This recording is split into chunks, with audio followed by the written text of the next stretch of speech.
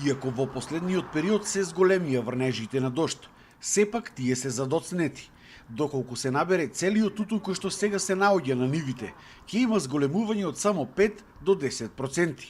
Ова е ставот на Сојузот на тутунарски издруженија на Македонија, според кого од предвидените 27 милиони килограми на тутун, кога се склучуваа договорите со откупувачите, сега ќе имало максимум до 22 милиони килограми. Но квалитетот на тутунот бил еден од најдобрите досега, што пак и тутунарите дава надеж дека и цената ќе биде добра и прифатлива за нив. За разлика од претходните години, ова година е далеку поквалитетен тутун, значи ваков квалитет на тутун сме немали последните, да не речем, 7-80 години.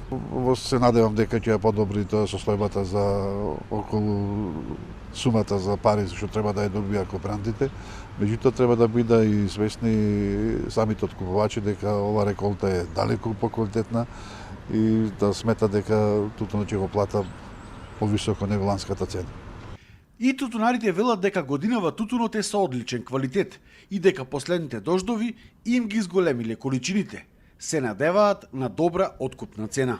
Ќе се поправи, иначе сушна беше годинава и понемаше тутун. Кај што имаше вода вака да го вадиме, порење, иначе насуво, не. Годинава има убав тутун, се направи. Па да видиме сега како ќе биде со откупов.